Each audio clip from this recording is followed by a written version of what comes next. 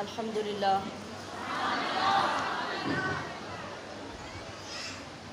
الحمدللہ وحدہ والصلاة والسلام علی من لا نبی بعدہ اما بعد فاعوذ باللہ من الشیطان الرجیم بسم اللہ الرحمن الرحیم شہر رمضان الذی انزل فیہ القرآن صدق اللہ مولانا العظیم وبلغنا رسولہ النبی الکریم الامین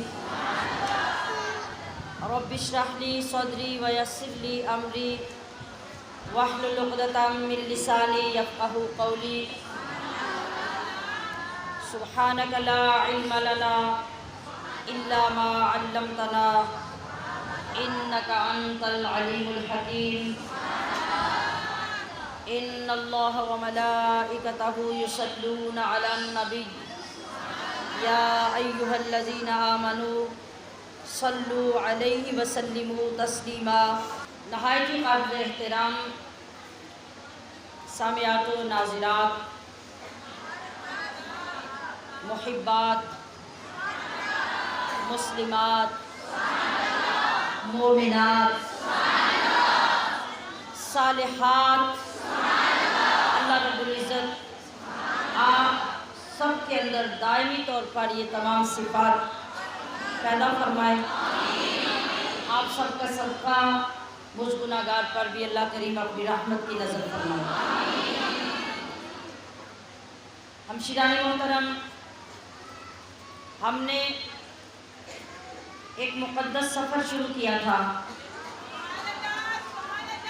بظاہر تو اس سفر کو ختم کرنے کا اسٹیشن آ گیا، لیکن در حقیقت اس سفر نے ہمیں ہمیشہ سفر میں رہنا سکھا دیا۔ یعنی ایک انسان کا سفر جب لمبا سفر ہوتا ہے تو وہ ایک اسٹیشن سے اترتا ہے، دوسرے کے لیے پھر گاڑی میں بیٹھ جاتا ہے۔ جب اس کا روٹ ختم ہو جاتا ہے تو پھر وہ اس سے اگلی گاڑی میں بیٹھ جاتا ہے۔ اللہ رب العزت نے ہمیں بھی ایسے مقدس سفروں کے لیے پسند کر لیا ہے۔ اللہ نے ہمیں جو سفر عطا کیا ہے، جو ذوق عطا کیا ہے، اس کا روٹ بھی کچھ اس طرح ہے۔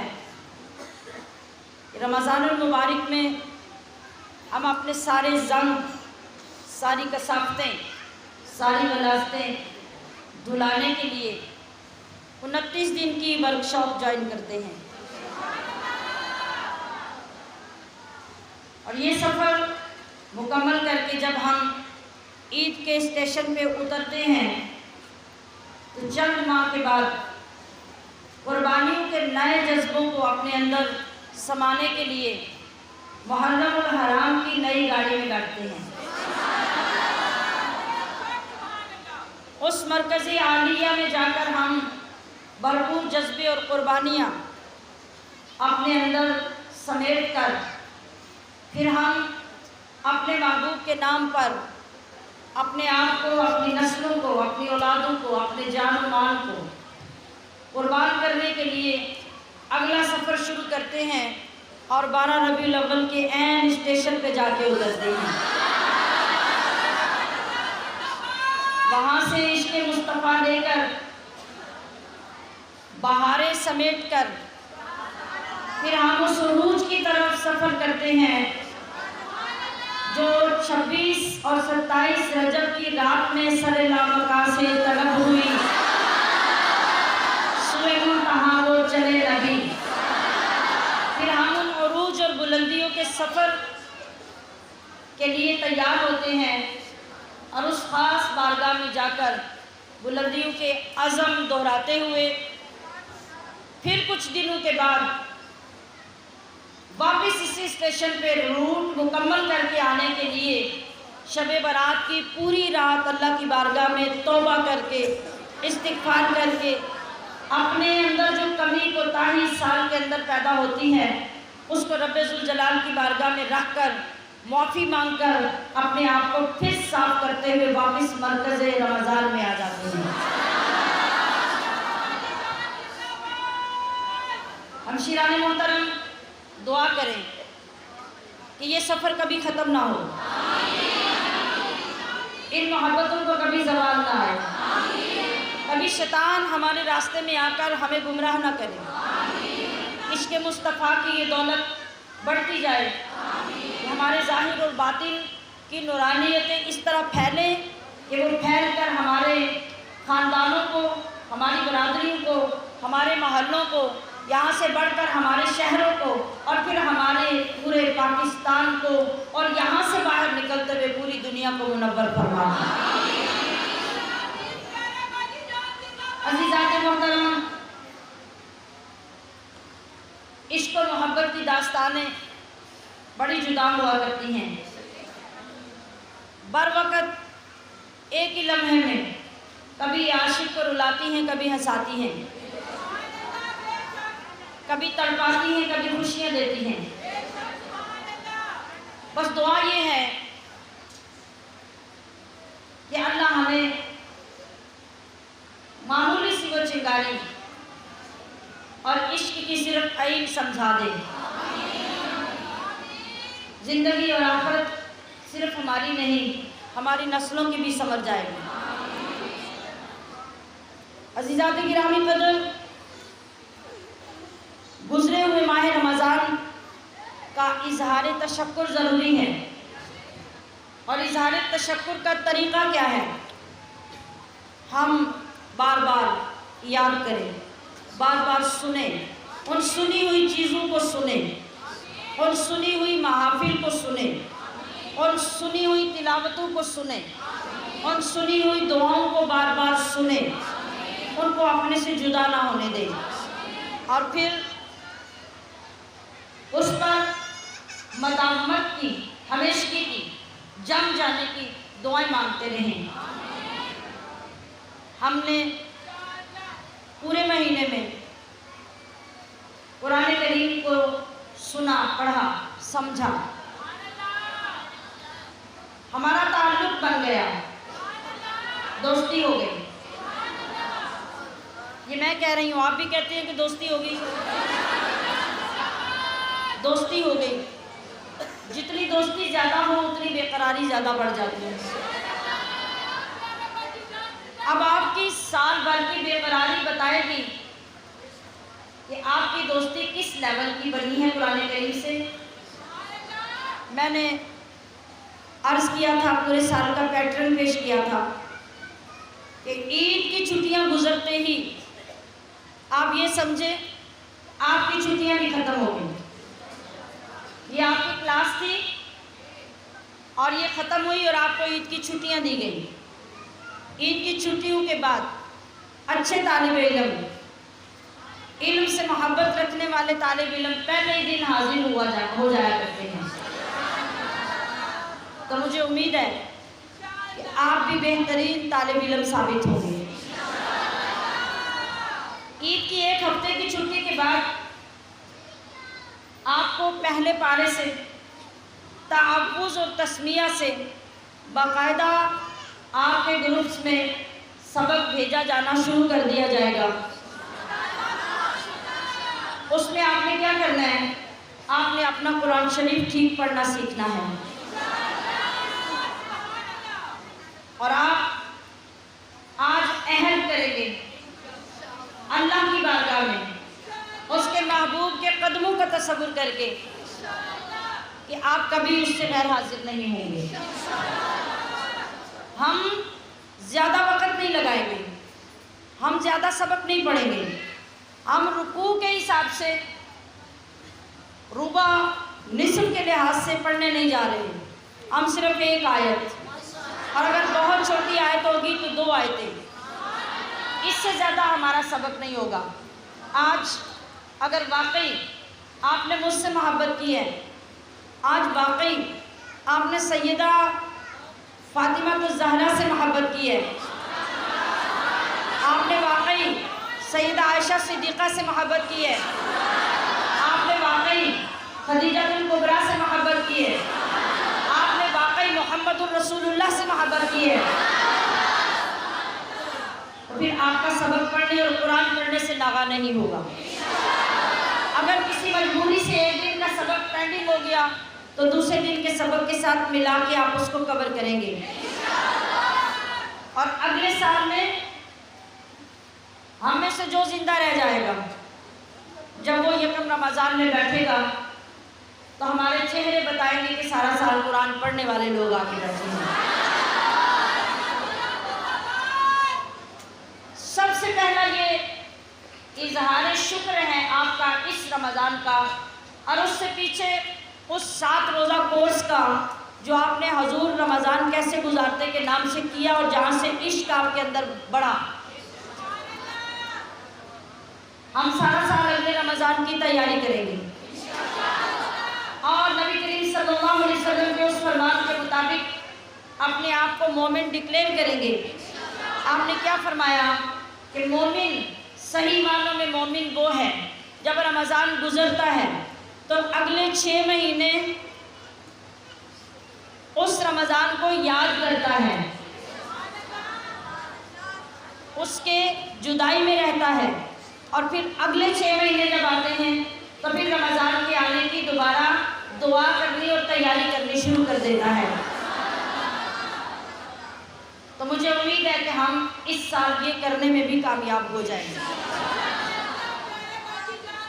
और अमली तौर पर रमज़ान मुबारक के दरमियान भी मैंने अर्ज़ किया था, ये सारी बहार, ये सारा तसलसल, ये सारी इश्क व मोहब्बत की खुराकें, हर रोज़ की ये हाज़िरियाँ, इसके लिए अल्लाह रब्बुल इज़्ज़त ने हमें एक प्लेटफार्म अता किया जिसका नाम मरकज़ी जामिया सैफिया रहमानिया है।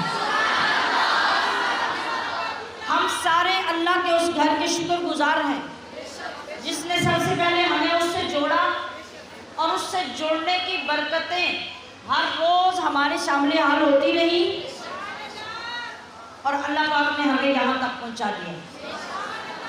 वरना हम भी आज रुल रहे होते, हम बेशुमार लोगों की तरह आज ज़लील ख्वार हो रहे होते, हमें न रब का पता होता न रसूल का पता होता। आज हमारे मोहल्ले में भी कोई हमें पहचानता ना होता। जब तक बिके न थे कोई पूछता न था। तो फिर क्या हुआ? फिर मेरे आका की रहमत की नज़र उठी और कायनात के वाली ने पसंद कर लिया। जब पसंद कर लिया तो फिर अपने दरवाजे से उठने नहीं दिया। तो जब तक बिके न थे कोई पूछता न था, तूने खरीद कर हमें अनमोल कर दिया।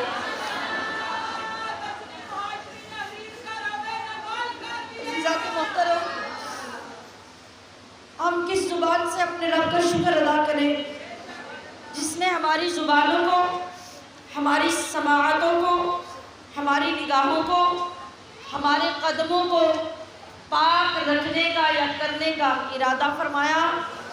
तो हमें अपने महबूब और अपने कलाम के ज़िक्र से जोड़ दिया।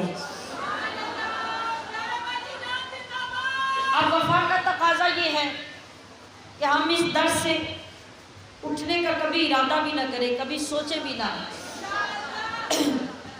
और अपनी औलाद को इसी मरकज़ के साथ जोड़कर अपनी वफ़ाओं का सबूत पेश करें। आप सहाबा इकराम से लेकर आज तक के दौर के किसी अल्लाह के वली, किसी दोस्त, किसी महबूब को देखें, उनकी ज़िंदगियाँ कहाँ से संवरी, उनको ये दौलत ईमान और उसका ये हुस्न कहाँ से मिला। सबसे पहला आगाज़ जो हुआ वो महबूब करीम अलैहिस्सलाम की बारगाह में उस चबूतरे से हुआ जिस चबूतरे में चंद दरवेश आके महबूब के कदमों में बैठ गए।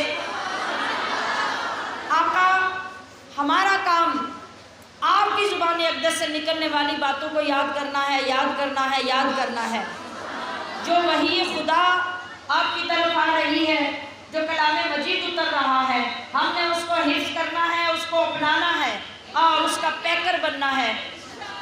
اس کے عمل کا مظہر بننا ہے۔ اللہ نے کائنات میں محبوب کے قدموں میں رہنے والوں کو سب سے پہلا دین کا طالب علم بنا دیا۔ اس کے بعد کوئی کتنا ہی بڑا ولی کیوں نہ ہوا، کوئی مفسر، کوئی محدث، کوئی امام، کوئی فقیہ، کوئی غوث، کوئی قلندر، کسی بھی مقام پہ پہنچا، آقا علیہ السلام کا دیا ہوا وہ علم حاصل کرنے کے بعد پہنچا۔ اگر یہ علم نہ ہوتا، آج اللہ کے وہ مقرب لوگ جن کی وجہ سے دنیا قائم ہے، جن کی وجہ سے ہمارے اوپر عذاب نہیں آتے، جن کی وجہ سے ہمارے گناہوں پہ پردے ڈالے جاتے ہیں، جن کی وجہ سے ہمیں بچا کے رکھا جاتا ہے، ان سب کا اگر وجود ہے تو مسجدوں اور مدرسوں کی ان چٹائیوں اور ان پھوڑوں پہ بیٹھ کے پڑھنے کی وجہ سے ہے، جنہوں نے قرآن کا نور اپنے اندر اتارا تو اس کی وجہ سے اللہ نے زمانے کو نور علی نور کر دیا۔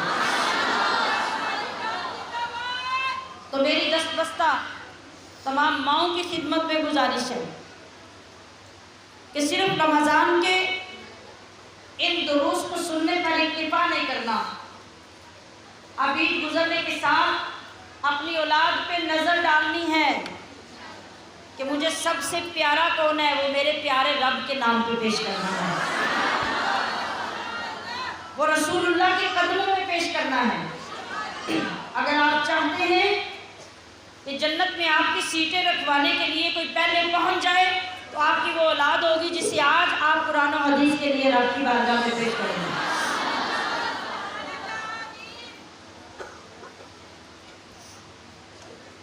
اور اس کی برکات میں نے پچھلے دنوں میں بھی تفسیر پڑھاتے ہوئے عرض کیا،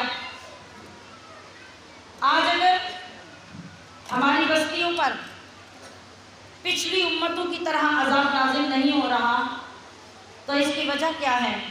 اس کی وجہ یہ ہے کہ اس دھرتی پر رب کا قرآن پڑھنے والے لوگ موجود ہیں، مصطفیٰ کی غلامی کرنے والے لوگ موجود ہیں۔ ایک بستی کی طرف اللہ رب العزت نے فرشتوں کو بھیجا، فرشتوں جاؤ اس بستی پہ جا کے عذاب نازل کرو۔ فرشتے اترے، بستی کے قریب جب پہنچے عذاب نازل کرنے کے لیے، اللہ کا حکم آیا فرشتوں واپس آ جاؤ۔ فرشتے واپس چلے گئے، حیران ہوئے، اللہ کی بارگاہ میں عرض کیا، اے مالک تو عالم الغیب والشہادہ ہے، تو پہلے سب کچھ جانتا تھا، اب بھی جانتا ہے۔ پہلے تو نے ہمیں اس بستی کی طرف بھیجا کہ جا کے عذاب اتارو، جب ہم وہاں پہنچے تو نے واپس بلا لیا۔ بولا سوال یہ ہے کہ پہلے بھیجا کیوں؟ جب بھیجا تو پھر واپس کیوں بلایا؟ اللہ پاک نے ارشاد فرمایا کہ اس بستی کے برے کرتوتوں اور بدعمالیوں کی وجہ سے میں نے فیصلہ کیا کہ ان پر عذاب نازل کیا جائے، لیکن عین اس وقت جب تم اس بستی میں اترے تو اس بستی میں کچھ بچے اکٹھے ہو کر میرا قرآن پڑھ رہے تھے، تو مجھے حیا آئی کہ جس بستی میں میرا ہی کلام چھوٹے چھوٹے بچے بیٹھ کے اکٹھے ہو کے پڑھ رہے ہیں، کیا میں اس بستی کو عذاب دوں؟ میں نے تمہیں واپس بلا لیا۔ عزیزات محتشم، سوچنے کی بات یہ ہے، اللہ کو پہلے پتہ نہیں تھا کہ جب فرشتے پہنچیں گے تو وہاں کا منظر کیا ہوگا؟ کیا اللہ کو یہ پتہ نہیں تھا کہ اگر یہاں گناہگار ہے تو وہاں نیک اولادیں بھی پیدا ہونے والی؟ پتہ تھا نا، سب پتہ تھا۔ ایسا کیوں کیا؟ اس لیے کیا کہ وہ مکالمہ منتقل ہو کر دنیا والوں تک پہنچے اور میں لوگوں کو بتا سکوں کہ میرے نزدیک میرے کلام کا مقام اور افضلیت کیا ہے، اور میرے لوگوں کو اس بات کی سمجھ آ جائے کہ اگر تم ڈھیروں گناہ کرنے کے بعد بھی میرے قرآن کو ہاتھ میں پکڑ کے بیٹھ جاؤ گے تو میں بھیجا ہوا عذاب بھی واپس بلا لوں گا۔ آج ہماری قوم ہمارا دور جن پستی اور گراوٹوں میں مبتلا ہے، یہاں ہماری اشد ضرورت ہے ہماری بچیوں اور بچوں کے ہاتھوں میں قرآن آ جائے، تاکہ ہم اللہ کے عذاب سے بچ سکیں، تاکہ ہم اپنی نسلوں کو، اپنی آبادیوں کو، اپنے ملک کو بچا سکیں۔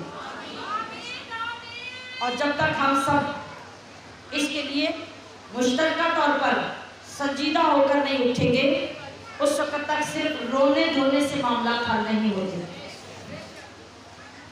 جب ہم قرآن کریم کا دامن تھام لیں گے، ہمارے سارے مسائل کا حل ہمیں ملنا شروع ہو جائے گا۔ ہمارے گھروں میں، ہمارے خاندانوں میں، ہماری بستیوں میں حالات بدل جائیں گے۔ اللہ کے غضب کی جگہ اللہ کی رحمت لے لے گی۔ لہذا ہمشیران محترم، اس کلام پاک کی طرف آ کر رب سے وہ سودا کر لیجئے اور اپنے وقت کو اتنا قیمتی بنا لیجئے جس کا بدل بھی کائنات میں اور کوئی نہ رہے۔ حضور نبی اکرم نور مجسم شفیع معظم صلی اللہ علیہ وسلم نے ارشاد فرمایا، صبح اٹھ کر جب تم میں سے کوئی قرآن کی ایک آیت کو سیکھ لیتا ہے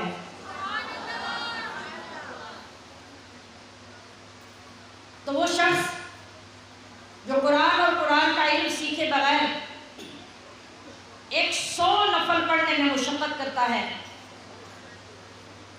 آپ کا قرآن کی ایک آیت سیکھنا اس پہ بھاری ہو جاتا ہے۔ زندگی انسان کو سب کامیاب کرتی ہے جب ہم زندگی کا کوئی مقصد دے کر چلتے ہیں۔ آج ہم اپنے اندر یہ کیفیت پیدا کریں کہ یہ ماہ مقدس جو ہمارے درمیان جلوہ گر ہوا تھا، ہم سے رخصت ہو رہا ہے، ہم وہ کیفیت بنائیں۔ کیسی کیفیت کہ اللہ کا عظیم مہمان، اللہ کی عظیم رحمت، اللہ کی طرف سے بخشش کے خزانے جو رمضان کی صورت میں ہمارے درمیان جلوہ گر ہوئے، آج وہ ہم سے رخصت ہو رہے ہیں۔ اور دوسرا رخ اگر دیکھا جائے تو مہمان رمضان نہیں، مہمان ہم ہیں۔ مہمان رمضان نہیں، مہمان ہم ہیں۔ کیسے؟ ہماری پچھلے سال کی محفل میں کتنے وہ لوگ تھے جو آج ہماری محفل میں نہیں، جو آئے تھے وہ رخصت ہو گئے، رمضان تو پھر آ گیا، اور اگلے سال میں عین ممکن ہے ہم میں سے بہت سارے لوگ نہ ہوں، رمضان پھر آئے گا۔ تو مہمان کون ہوا؟ مہمان تو ہم ہوئے۔ تو قدر کس کو کرنی ہے؟ ہمیں۔ غنیمت کس کو سمجھنا ہے؟ ہمیں۔ تو ہم یہ سمجھ لیں کہ یہ ہماری زندگی کا آخری رمضان ہے۔ اب ہم نے جو کچھ حاصل کرنا تھا وہ کر لیا، ہم نے جس نعمت اور دولت سے دامن بھرنے تھے بھر لیے، اور اگر ہم محروم رہ گئے تو ہماری بد نصیبی، پھر بھی ہم نے وقت ضائع کر دیا۔ ہمارے پاس کوئی گارنٹی نہیں ہے کہ آئندہ سال پھر یہ رمضان ہمارے سامنے آئے گا یا ہم اس میں موجود ہوں گے۔ تو اس کیفیت کے ساتھ کہ پتہ نہیں ہم اور کمائی کر سکیں گے یا نہیں، نہ معلوم اگلی مرتبہ رحمتوں کا یہ سمندر ہمیں دوبارہ نصیب ہوگا یا نہیں، تو ہمیں اس کیفیت کے ساتھ اس ماہ مبارک کے لیے یہ جذبات پیش کرنے ہیں کہ الوداع اے ماہ رمضان، تیری عظمت کو سلام۔ الوداع اے ماہ رمضان، تیری عظمت کو سلام، تیری آمد کے میں صدقے، تیری رحمت کو سلام۔ तेरी आमद के मैं सदक़े तेरी रहमत को सलाम। तू जो आया साथ लाया आसमां से रहमतें, तू जो आया साथ लाया आसमां से रहमतें, तेरे सदक़े जो मिली हर एक नेमत को सलाम। इस महीने में मिला है हमको कुरान अजीम। आपको मालूम है कि इस माह मुक़द्दस को इतनी शान क्यों मिली? रोज़े तो किसी और महीने में भी आ सकते थे। रमज़ान के अलावा शबान में रब चाहता तो रोज़े फ़र्ज कर देता, रब चाहता तो मुहर्रम में कर देता, रब चाहता तो रजब में कर देता, लेकिन रब ने रोज़े फ़र्ज करके रमज़ान को इसलिए इतना मकाम दिया कि इस माह में रब ने अपना कुरान नाज़िल किया। तो रमज़ान को जो शान मिली वो कुरान की वजह से मिली। तो इस महीने में मिला है हमको कुरान अजीम। इस महीने के सभी लम्हात रहमत को सलाम। खूब कुरान की तिलावत जिसने की इस माह में, अब हम अगर अपना अपना जायज़ा लें तो हम फैसला कर सकेंगे कि हम में से किसने इतनी तिलावत की कि खुद इत्मीनान हो गया कि मैंने जी भर के कुरान पढ़ा। लेकिन वाए नाकामी कि हम इतने मामलात में पड़ जाते हैं और इतने मामलात बढ़ जाते हैं कि एक 29 से 30 दिन का माह मुबारक जब आता है हम उसमें भी जी भर के कुरान की तिलावत नहीं कर सकते। और होश उस वक्त आता है जब रात को ईद का चांद नज़र आ जाता है, और जब चांद नज़र आता है तो बजाय इसके कि हमारे अंदर अफसोस पैदा हो, हमारे अंदर दुख पैदा हो, हमें अब पिछतावा लग जाए कि माह मुबारक गुजर गया और मैं उतनी इबादत न कर सकी जो मुझे करनी चाहिए थी, हम उस चांद निकलते ही ये भी भूल जाते हैं कि कभी रमज़ान आया था। हम ये भूल जाते हैं कि हमने ये महीना कैसे गुजारा। हम वो सारी रात उन मसरूफियतों में गुजार देते हैं जिनका ताल्लुक़ हमारे खाने पीने पहनने बनने संवरने से होता है।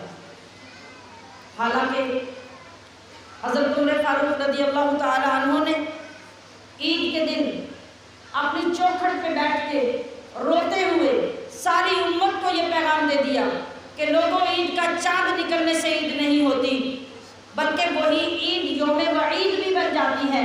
किस वक्त जब आपके दामन इबादतों से, रियाजतों से, चाहतों से और अल्लाह की रजामंदियों से खाली हैं। हाँ, ईद उस दिन है अगरचे तुम्हारे कपड़े फटे पुराने दिन ना हो, लेकिन तुम्हारा दामन नूरुन अला नूर हो, तुमने इतना रब को राज़ी कर लिया हो, तुमने इतना महबूब को राज़ी कर लिया हो कि आसमान भी तुम्हारी रियाजतों और इबादतों पर जश्न मना रहा हो।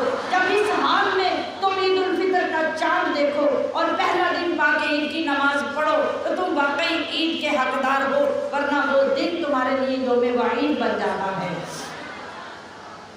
हम ये सारी बातें करते हैं, बातों की हद तक ये चीज़ें ख़त्म हो जाती हैं, हम इन्हें वारिद करने की कोशिश नहीं करते। सच्ची बात ये है कि हम इतना भी नहीं करते कि हम सहरी के वक्त उठकर या रात के वक्त जो सुबह सुबह हमने ईद के दिन खाना खाना है या सवैयाँ या कोई और चीज़ बनानी है, हम उन्हें वक्त से पहले बना के उस वक्त के लिए अपने आप को फारिग कर लें जो ईद के दिन हमारी इबादत का मुंतज़िर है, और हम उस वक्त अपने रब के हुजूर सजदा शुक्र अदा करके बता दें कि वाकई मौला तेरे रमज़ान के जाने पे हम उदास हैं, वाकई हम परेशान हैं कि तेरा महीना चला गया, आज ईद का दिन तो है मगर हमें सुकून नहीं आ रहा जब तक तेरी बारगाह में सजदा न कर ले, जब तक तिलावत न कर ले, जब तक तेरे कलाम की ज़ियारत न कर ले, हमें सुकून नहीं आता। लेकिन क्या मेरी बहनों ज़रा सोच के बताइए, क्या हमारी कैफियतें ईद के दिन ऐसी होती हैं? क्या हम चाहते हैं कि हमें वक्त मिले और हम आज भी बैठ के एक सफ़ा कुरान करीम का उस मोहब्बत से पढ़ लें जो रमज़ान में पढ़ते थे? हम अपने ऊपर ईद को तारी कर लेते। आज अगर ये वादा भी करके इस ईद को थोड़ा सा डिफरेंट कर लें, ये काम आप सहरी को, रात को उस वक्त से पहले कर लें जिसमें आपको इबादत के लिए वक्त गुजार के अपने रब की ईदी वसूल करने के काबिल बनाना चाहिए। مشکل نہیں ہوگا، ہم یہ کر سکیں گے، اور جب یہ کریں گے تو پھر ہی آج ہم اس کے حقدار ہوں گے کہ اس ماہ مبارک کے جانے پر ہم رنج اور دکھ کا اور شکر کا ملا جلا اظہار کریں۔ عابدوں نے فیض پایا، ہمارے جیسے تو چلتے پھرتے رہ گئے، مگر جنہوں نے عبادتوں کا حق ادا کیا، عابدوں نے فیض پایا۔ کتنا رب کی برکتیں عابدوں کے ذکر کو، ان کی عبادت کو سلام۔ اور جب خدا خود یاد فرماتا ہے روزہ دار کو، جب خدا خود یاد فرماتا ہے روزہ دار کو، ایسے روزہ داروں کی تنویر قسمت کو سلام۔ اور فتح مکہ میں رمضان المبارک کو ملی فاتح مکہ کے چہروں کی مسرت کو سلام۔ یہ تمام چیزیں ہماری تاریخ ہیں جو ہمیں یاد دلاتی ہیں کہ ہمیں رمضان سے کتنا پیار کرنا چاہیے۔ میں عرض یہ کر رہی تھی ہمشیران محترم کہ جس وقت انسان اپنی زندگی میں تھوڑا سا وقت ایک بہترین کام میں گزارتا ہے، اس کا صلہ عظیم، اس کا خیر مقدم کرتا ہے، اس کے دامن کو بھر دیتا ہے۔ جیسے آقا دو عالم علیہ السلام کا فرمان ابھی میں نے آپ کے سامنے پیش کیا، ایک آیت صبح اٹھ کر آپ سیکھیں، اس کو سمجھیں، معلوم کریں کہ شاید میرا رب مجھے کیا فرما رہا ہے۔ تو اللہ کے محبوب فرما رہے ہیں کہ 100 نفل پڑھنے سے زیادہ آپ کو اس کا اجر و ثواب ملتا ہے۔ اور اگر وہ تھوڑا سا وقت ہم نے ایک مقصد کے لیے مقرر کر لیا تو اتنا اجر ہے۔ اگر ہم ساری زندگی کا ایک مقصد بنا لیں تو سوچئے پھر اللہ کے کرم کی بارات کس طرح نازل ہوگی، پھر کتنا کرم ہوگا۔ یاد رکھیے کہ جس وقت ہر انسان اپنا مقصد لے کے چلتا ہے، زندگی کو بامقصد بناتا ہے، تو اس کے لیے اس کی منزل بڑی واضح اور بڑی روشن ہو جاتی ہے۔ مگر اس کے لیے شرط کیا ہے؟ سب سے پہلے وقت کو قیمتی سمجھنا۔ جب آپ وقت کو قیمتی سمجھیں گے تو آپ کے لیے بہت کچھ کرنا آسان ہو جائے گا۔ اور ہم سب سے زیادہ بے وقعت جس چیز کو سمجھتے ہیں وہ وقت۔ کتنا وقت ہمارا فضول گزرتا ہے سارے دن میں، رات میں، موبائل پہ، گپ شپ میں، فضولیات میں، وہ کام جن کا کوئی مقصد نہیں، وہ کام جن کے لیے رب نے ہمیں پیدا نہیں کیا، ہم ان میں اپنا وقت گزارتے ہیں۔ اور پھر بلا مبالغہ اپنی زبان سے اس کا اظہار بھی کرتے ہیں۔ آپ 1 گھنٹے سے موبائل کے ساتھ لگے ہو، آپ کی دوست آ کے پوچھے بھی کیا ہو رہا ہے، تو آپ بڑی جرأت سے کہتے ہیں بس ٹائم پاس۔ یہ جملہ بولا جاتا ہے کہ نہیں؟ Time pass. آپ کو پتہ ہے کہ ٹائم کی رب نے کتنی بھوکت، کتنی ویلیو، کتنی عظمت رکھی ہے۔ اللہ کے محبوب نے فرمایا کہ لوگ 2 چیزوں میں بہت بڑے خسارے میں ہیں۔ وہ 2 چیزیں کیا ہیں؟ ایک وقت اور دوسرے تندرستی۔ ہم ان دونوں چیزوں کی قدر نہیں کرتے، جب یہ گزر جاتا ہے پھر ہم پچھتاتے ہیں۔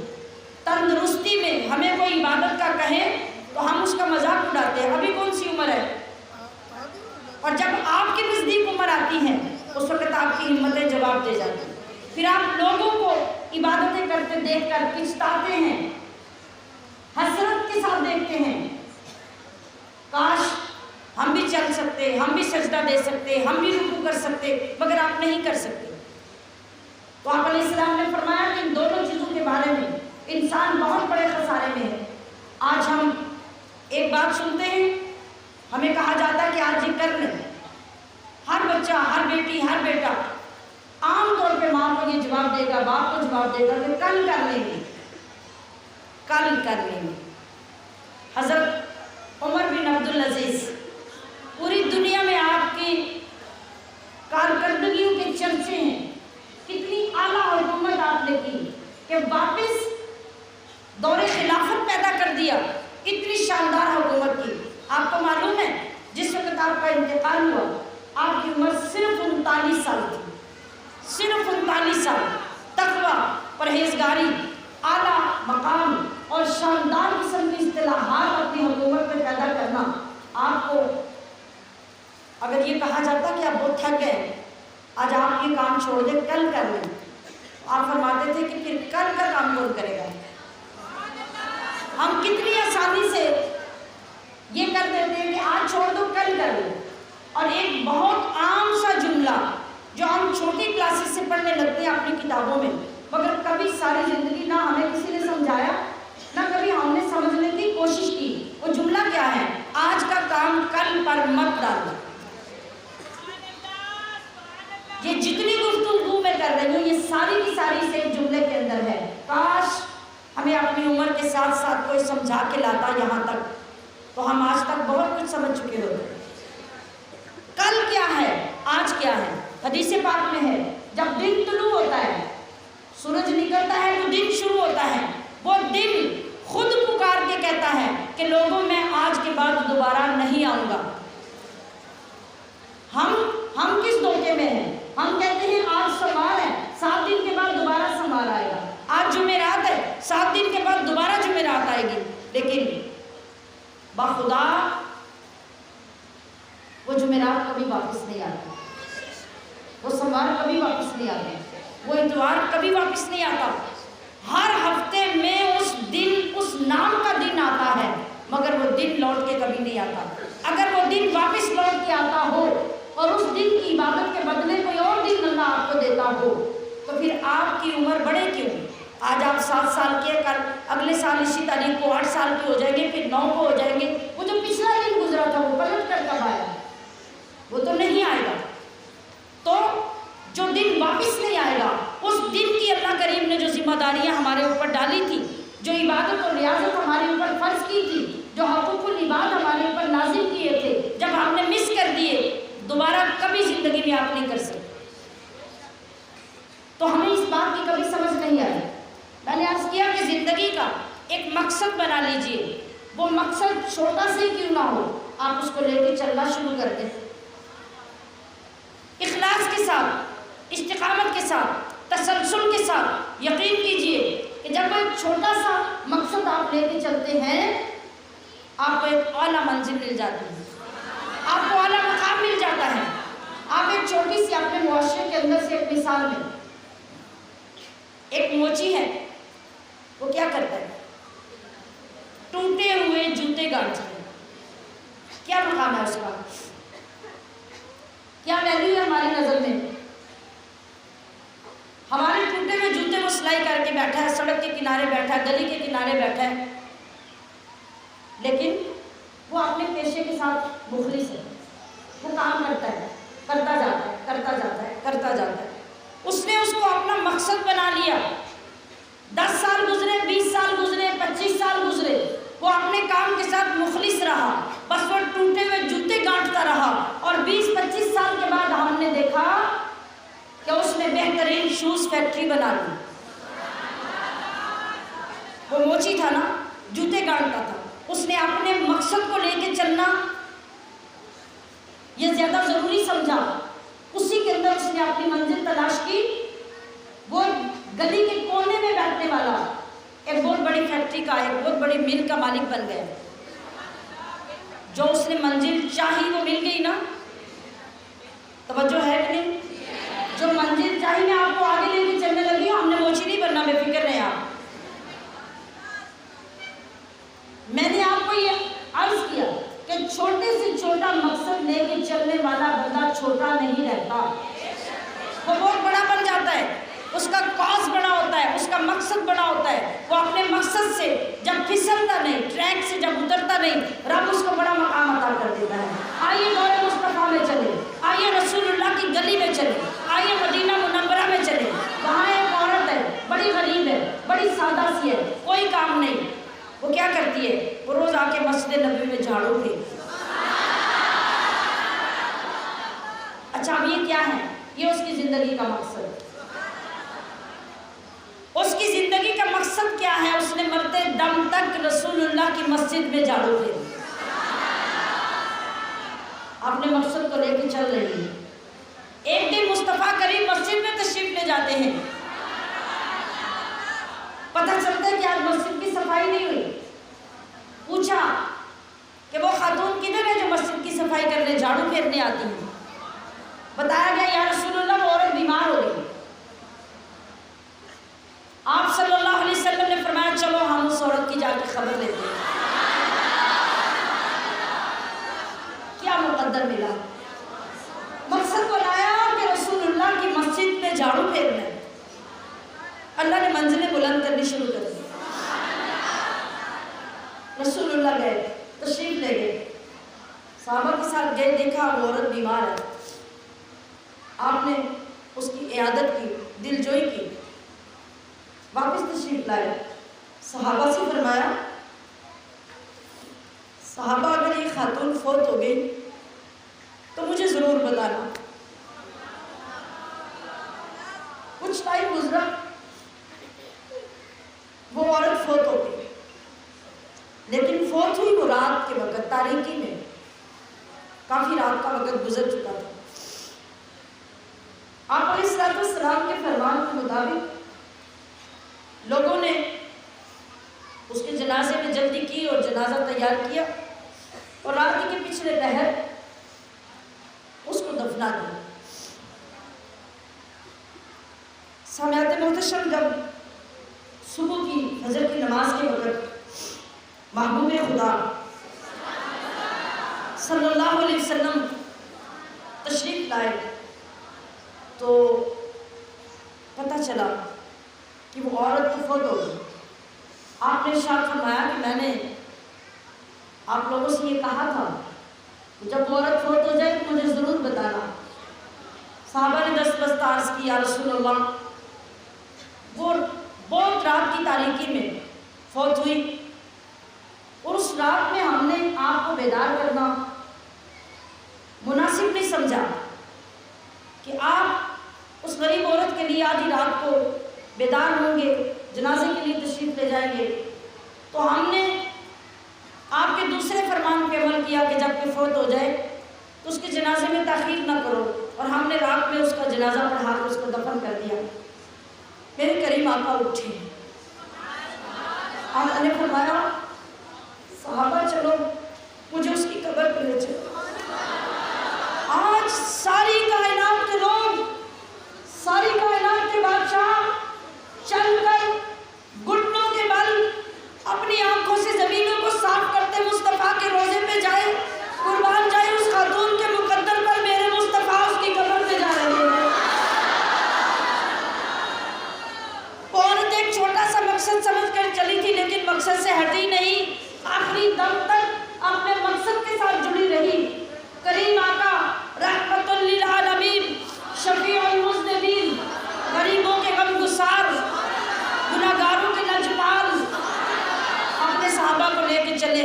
صحابہ نے بتایا یا رسول اللہ یہ قبر اس عورت کی ہے. ساری دنیا کے لیے دستور ہے, شریعت کا حکم ہے کہ ایک ہی مرتبہ مرنے والے کا جنازہ پڑھا جائے, لیکن وہ رسول خدا احمد مجتبیٰ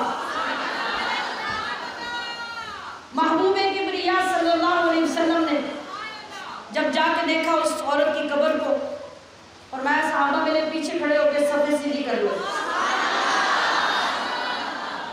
اور میرے محبوب نے اس عورت کی قبر پہ جا کے, کیا میری بہنوں صرف اتنا کافی نہیں تھا کہ حضور کے قدم وہاں لگ گئے تھے, کیا آپ کے ہاتھ اٹھ جاتے تو اس عورت کی بلندی شان میں کوئی فرق رہ جاتا, کوئی کمی رہ جاتی, لیکن اس محبوب کی لجپالی کا عالم دیکھیے, اور اس عورت کا وہ مقصد جو اس کو بلند مقام پہ لے گیا, اس کا نصیب دیکھیے. میرے آقا نے صحابہ سے صفے سیدھی کروائی اور اس عورت کا جنازہ پڑھایا. جنازہ پڑھا کے اس عورت کے لیے دعا کی. کیا آج اگر ہم اس مقصد کو لے کر, وہ تو صرف مسجد میں جھاڑو پھیرتی تھی, آپ اگر رب کا کلام ہاتھوں میں لے کے اس کو مقصد بنا لیں, آپ اپنی نسلوں کو سیدھا کرنے کا مقصد بنا لیں, آپ اپنی زندگی اور آخرت کو سنوارنے کا مقصد بنا لیں, آپ اپنی زبانوں کو قرآن پڑھنے کا عادی بنا لیں, پھر میرے محبوب کی کون سی نظر ہماری طرف آئے. پھر سوچئے ہمارے مقدر کا مقام کیا ہوگا. ہمارے نصیب کتنے بلندی پہ جائیں گے. ہماری زندگی کا مقصد یہ بن جانا چاہیے کہ ہمارا جینا مرنا قرآن کے ساتھ، ہمارا اٹھنا بیٹھنا قرآن کے ساتھ، ہماری زندگی اور موت قرآن کے ساتھ، ہماری غمی اور خوشی قرآن کے ساتھ. ہم اتنا خوبصورت قرآن کو پڑھنا شروع کر دیں، ہم اتنے پیار سے قرآن کو پڑھنا شروع کر دیں کہ آپ جہاں جہاں بیٹھ کے پڑھیں رب کے فرشتے اتر کر آپ کا قرآن سن لے آئیں. اور پھر ہم شیران محترم، آپ سب سے زیادہ کیا کہیں گے؟ مجھے ناشتہ بنانے میں وقت نہیں لگتا، دوپہر کا کھانا بناتے شام ہو جاتی ہے، شام کا کھانا بناتے رات ہو جاتی ہے. آپ کو معلوم ہے آپ جن سب کے لیے یہ کرتے ہیں، آپ کی موت پر بھی وہ آپ کو کیا ثمر دیتے ہیں؟ ایک نیک اللہ کا بندہ جب فوت ہونے لگا تو اس کو پتہ چل گیا کہ میری موت کا وقت قریب آ گیا. اس نے اپنے ماں باپ کو، بیوی بچوں کو اکٹھا کیا، بتایا کہ میری موت کا وقت آ گیا ہے. باپ رونے لگا، ماں رونے لگی، بیوی رونے لگی، بچوں نے چیخو پکار مچا دی، سب رونے لگے. اللہ کے اس بندے نے پوچھا، ابا جان آپ کیوں رو رہے ہیں؟ والد نے کہا کہ بیٹا میں نے تجھے بچپن سے پال کے جوان کیا ہے، اب جب میرا بڑھاپا آ گیا تجھے میرا سہارا بننا تھا، میرا دست و بازو بننا تھا، اب تیری موت آنے لگی ہے تو میں روؤں نہ تو کیا کروں؟ ماں سے پوچھا، ماں آپ کیوں رو رہی ہیں؟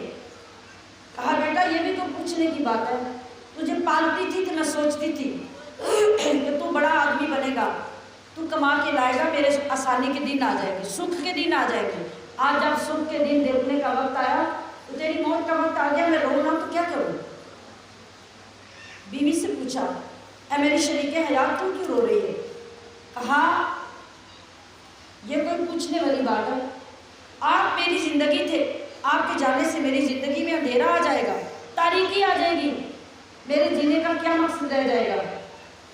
میں روؤں نہ تو کیا کروں؟ بچوں سے پوچھا، بچوں تم کیوں روتے ہو؟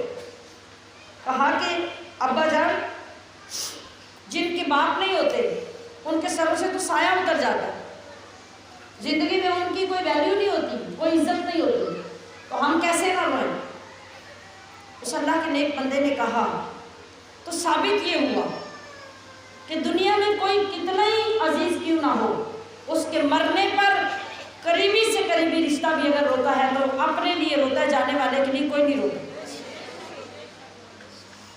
اللہ نے اس کے ذریعے یہی سمجھایا کہ آپ کا کوئی قریبی سے قریبی رشتہ دار ہوگا، آپ جائیں کسی میت پہ، سنیں ماں کیا کہہ رہی ہے روتے ہوئے، یہی کہہ رہی ہے نا کہ پچھلی عمریں تو میرا بھی خیال نہ کیتا، یہی روتی ہے نا ماں. باپ بھی یہ کہتا ہے میری تو کمر جھک گئی تھی، مجھے تیرے سہارے کی ضرورت تھی، تو کدھر چل پڑا. اور بیوی بھی روتی ہے کہ میں جوان ہوں، میں تیرے بغیر کیا کروں گی، تیرے بچوں کو کیسے پالوں گی. ہر بندہ اپنے بین میں، اپنے رونے میں یہ اعلان کر رہا ہوتا ہے کہ جانے والے تیری وجہ سے جو مجھے کمی آئی ہے میں اس کی وجہ سے رو رہی ہوں. کبھی کسی بندے نے روتے ہوئے یہ کہا کہ تیرے پاس عمل کم ہے، اے بندہ خدا تیرے ساتھ قبر میں جا کے کیا ہوگا؟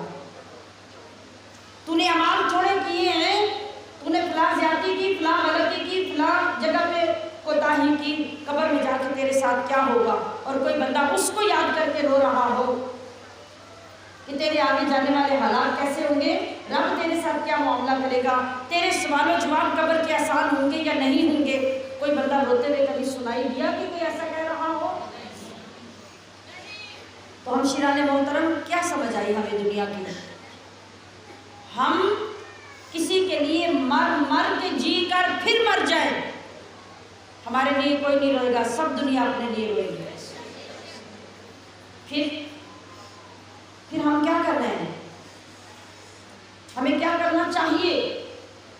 اس ماہ مبارک کا یہ سبق آپ کے لیے ہے، یہ پیغام آپ کے لیے ہے کہ خدا را اللہ نے جو نعمتیں دی ہیں ان کو خوب استعمال کریں، مگر ان سے خوب ان نعمتوں کا شکر ادا کریں.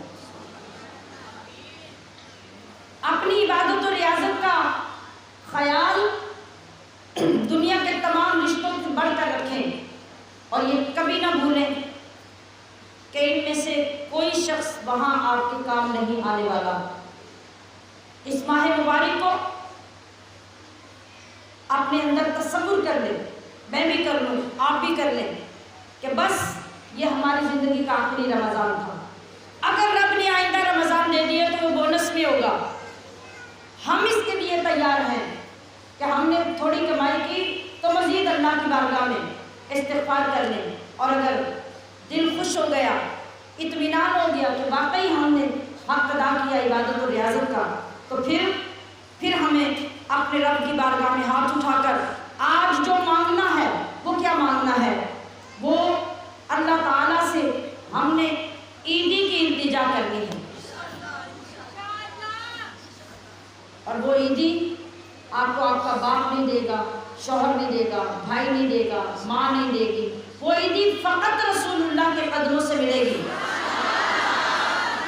یا اللہ کی نگاہ کرم سے ملے گی۔ تو آئیے اس بارگاہ میں ہم التجا کریں کہ ایک چشم التفات کی عیدی عطا کریں۔ یا رسول اللہ، یا حبیب اللہ، آقا ایک چشم التفات کی، کچھ لمبا چوڑا نہیں چاہیے، بس ایک بار اپنی کنیزوں کو دیکھ لیں آقا کہ یہ ساری آپ کی محبت میں بیٹھی ہیں، اور جب آپ خوش ہو جائیں گے تو اللہ بھی خوش ہو جائے گا۔ تو کیا ہوگا؟ یہی ہماری عیدی ہوگی۔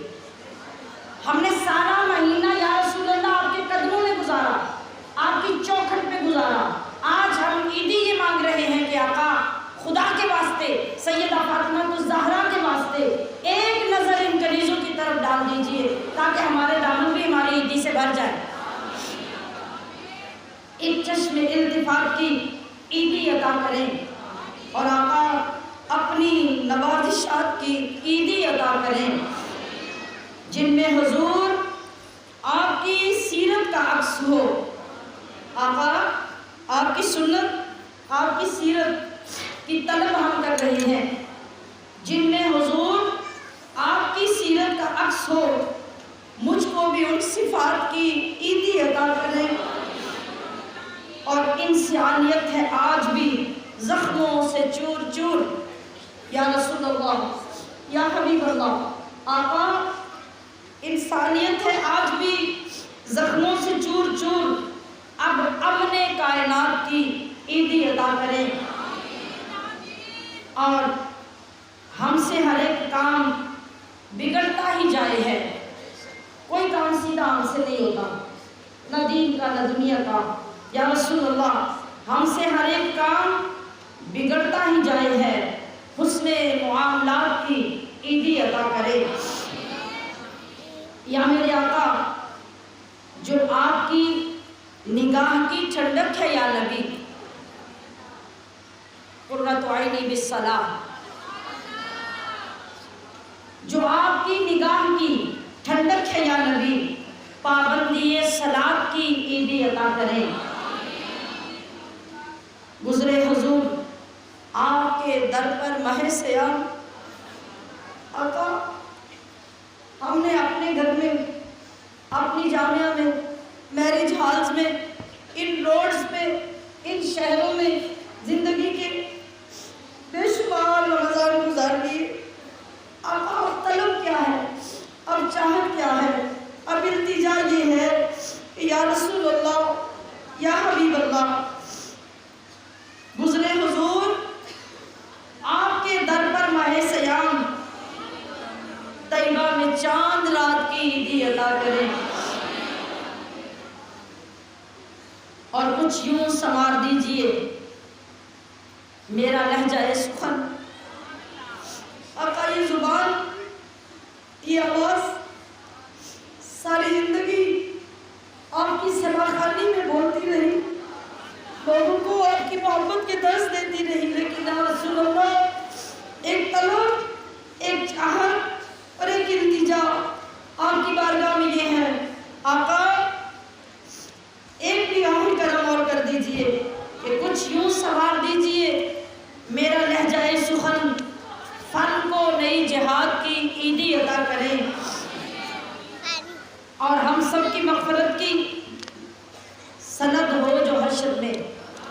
یا رسول اللہ ہم سب کی مغفرت کی سند ہو جو حشر میں ایسی بس ایک نعت کی عیدی عطا کرے۔ آقا آپ مقام محمود پہ ہوں، آپ کے یہ سارے غلام رب آپ کے قدموں میں بلا لے اور وہاں اذن ہو جائے کہ جو ترانے جو نعتیں تم جدائی میں رہ کر میری محبوب کی بارگاہ میں پیش کرتی تھی، آج مقام محمود میں آ کر میرے عرش کے نیچے میرے مصطفیٰ کے سامنے میرے محبوب کی ایک نعت سنا دو یا رسول اللہ، یہ ہماری قبولیت کی سند ہو جائے گی۔ اللہ رب العزت کی بارگاہ میں میری یہ دعا ہے، مالک ہم سب کو ان کیفیتوں کے ساتھ، ان محبتوں کے ساتھ زندہ رکھے، ان محبتوں کو لے کر ہم سفر جاری رکھیں، جہاں جہاں جائے جس جس سے ملے حضور کی سنتوں کی سوغات تقسیم کرتے جائیں۔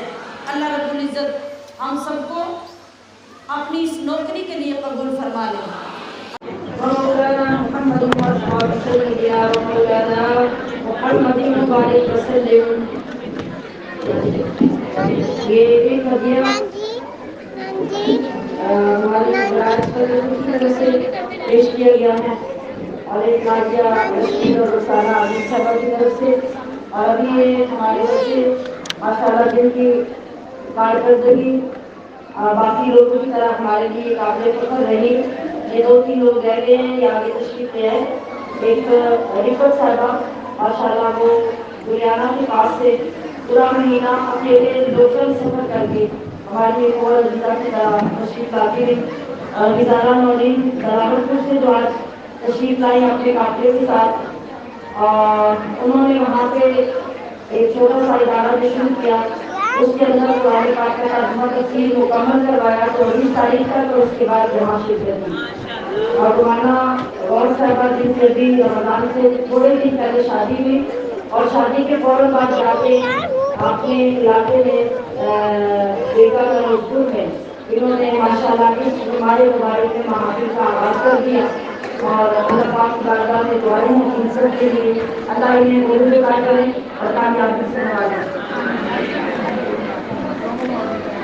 اللهم صل على سيدنا ومولانا محمد وعلى آل سيدنا ومولانا محمد وأصحاب سيدنا ومولانا محمد وبارك وسلم۔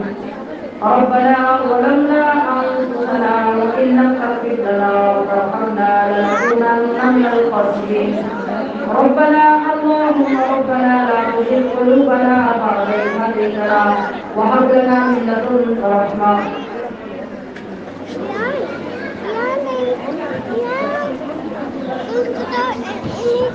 اب آپ اپنی ساری چیزیں ختم کر دیں،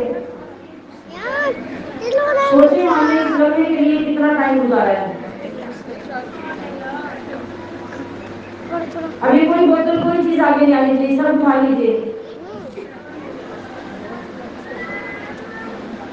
لا حول ولا قوة إلا بالله العلي العظيم۔ سبحان الله وبحمده سبحان الله العظيم۔ لا إله إلا الله والحمد لله ربي اغفر والحمد وأنت خير الراحمين۔ إلهي أنت مقصودنا ورضاك مطلوبنا، أعطنا محبة ذاتك ومعرفة صفاتك يا الله يا الله يا الله۔ اللهم أحسن عاقبتنا في الأمور كلها وأجرنا من خزي الدنيا وعذاب الآخرة۔ اللهم إنا نسألك العفو والعافية والمعافاة في الدين والدنيا والآخرة۔ اللهم استرنا بسترك الجميل، اللهم استرنا بسترك الجميل، اللهم استرنا بسترك الجميل۔ اللهم إنا نسألك علما نافعا وقلبا منورا وتوفيقا إحسانا وصبرا جميلا وأجرا عظيما ولسانا ذاكرا وبدنا صابرا ورزقا واسعا وسعيا مشكورا وذنبا مغفورا وعملا مقبولا ودعاء مستجابا ولقاء الله نصيبا وجنة الفردوس ونعيما مقيما۔ یا ارحم الراحمین، یا رب العالمین، یا مجیب الدعوات، یا حل المشکلات، یا منزل البرکات، یا قاضی الحاجات۔ اے پروردگار، ساری کائنات سے بڑھ کر گناہ کر کے تیری بارگاہ میں حاضر ہوئے۔ مولا پلے کوئی نیک عمل نہیں، سارا مہینہ تجھے راضی کرنے، تیرے محبوب کے قدموں میں لپٹنے کی کوشش کی۔ یا اللہ ہماری کوششوں کو برابر فرما۔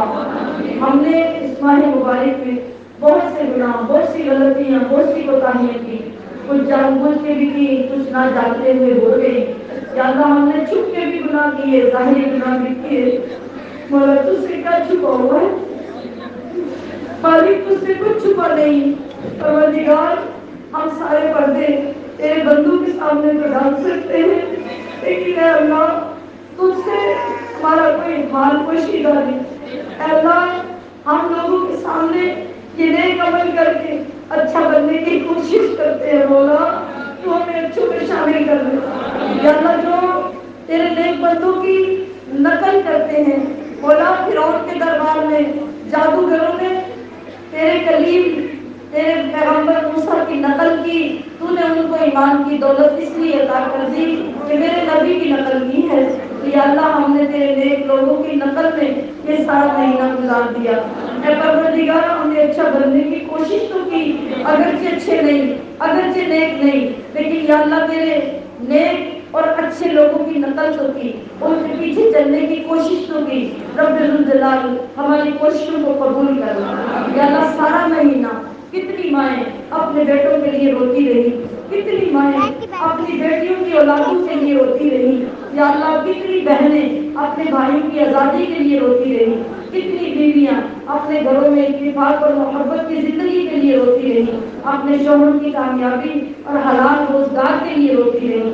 یا اللہ میں نے ہر ایک کا پیغام، ہر ایک کی کیفیت ہر روز تیری بارگاہ میں پیش کی، لیکن مولا ان سب لوگوں کی تشنگی دور کر دے۔ اے اللہ آج ان کے دامن بھر دے۔ یا اللہ کوئی بھی خالی دامن واپس نہ جائے، مولا ان کی نیک آرزویں پوری کر دے۔ سینکڑوں لوگوں نے مولا ان محافل میں اپنی اولادوں، بچوں کی اولادوں، بیٹوں کی، پوتوں پوتیوں کی اولادوں کے لیے، رشتہ داروں کی اولادوں کے لیے وظیفے لیے، دم کروائے، حضوریں حاصل کی، مولا سب کی جھولیاں بھر دے۔ یا اللہ جن کے مقدمات ہیں، جن کی قیدیں ہیں، ان سب کو آزادیاں عطا کر دے۔ یا اللہ جو مفلس، بے گھر، بے زر ہیں، ان کو اپنے کرم سے عزت کی زندگی اور اپنے گھر عطا فرما۔ یا اللہ ہمیں اپنے در سے دور نہ کیجو۔ پروردگار ہر مہینے اپنی بارگاہ میں حاضری کی توفیق عطا کر۔ یا اللہ آج کے دن ہم سب نے تیرے قرآن سے جڑنے اور اپنی اولادوں کو تیری راہ میں پیش کرنے کا وعدہ کیا۔ یا اللہ ہر ماں کو، ہر بہن بیٹی کو اس وعدے کی وفاداری نصیب کر۔ یا اللہ عید کے بعد ہمیں باقاعدگی سے اپنا قرآن سیکھنے، پڑھنے کی توفیق عطا فرما۔ جن لوگوں کی زبانوں میں دقت ہے، دشواری ہے، عمر کے بڑھنے کی وجہ سے قرآن سمجھنا مشکل ہے، یا اللہ ان کو تو دوہرے اجر سے مالا مال کر۔ اے اللہ تمام مریضوں کو، تمام بیماروں کو شفا کاملہ عطا فرما۔ مولا کریم میرے دونوں بھائیوں کو اپنی رحمت سے شفا یابی عطا فرما۔ یا اللہ ان کا سایہ سلامت فرما۔ مولا کریم اس تمام محفل میں جتنے لوگوں نے اپنے اپنے عزیز و اقارب کے لیے جو اشارے ثواب کے ہدیے پیش کیے، ان سب کا ثواب تیرے محبوب کی بارگاہ میں پیش کرتے ہیں، عطا فرما۔ آپ کے واسطے، آپ کے وسیلہ جلیلہ سے آپ کے والدین پاک، ازواج پاک، بنات پاک، پنجتن پاک، اہل بیت پاک کو عطا فرما۔ تمام انبیاء رسول، تمام صحابہ، تمام تابعین، تبع تابعین کو ثواب عطا فرما۔ اے رب ذوالجلال حضور نبی کریم رؤوف الرحیم کا صدقہ ہمارے مرشد کریم سیدنا حضرت مبارک علیہ رحمہ کو ثواب عطا فرما۔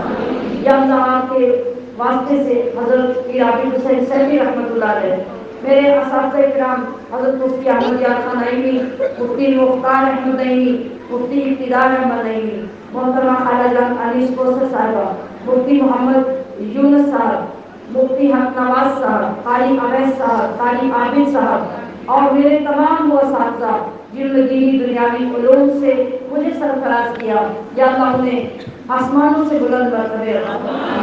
یا اللہ جن والدین نے مجھے گود میں اٹھا کر تیرے محبوب کے عشق میں رہنا، تیرے محبوب کی غلامی نصیب کی، یا اللہ ان کی برکتوں کو منور کرو، یا اللہ میرے بھائی جنہوں نے قدم قدم پر مجھے عزتیں دی، میرا ساتھ دیا، میری سرپرستی کی، یا اللہ ان کی قبر روشن کرو، اولاد کو جنت الفردوس کا مقامات عطا کرو، یا اللہ میری منشیہ اور شمیم کے دوست کر، میرے بھتیجے خلیق الرحمان، عبید الرحمان اور بھتیجی ہوئی کمل کو جنت الفردوس میں اعلیٰ مقام عطا، یا اللہ ہمارے خاندان پیچھے تیرے محبوب کے زمانے تک تیرے در کے نوکر، تیرے دین کے خادم جو چلے آ رہے ہیں، یا اللہ ان سب کو اپنی رحمتوں سے نواز دے اور ان کی اولادوں کو تا قیامت اپنے در کا نوکر فرما۔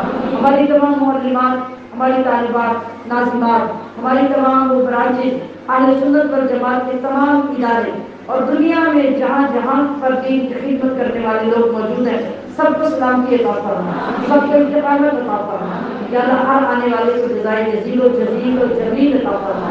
اللہم نبر قلوبنا بالاسلام، اللہم نبر قلوبنا بالایمان، اللہم نبر قلوبنا بالقرآن، اللہم زین اخلاقنا بالقرآن، اللہم ادخلنا الجنة بالقرآن، اللہم نجنا من النار بالقرآن، وصلی اللہ تعالی علی حبیبہ محمد وآلہ واصحابہ اجمعین برحمتک یا ارحم الراحمین۔ والسلام علیکم ورحمۃ اللہ، فی امان اللہ تعالی۔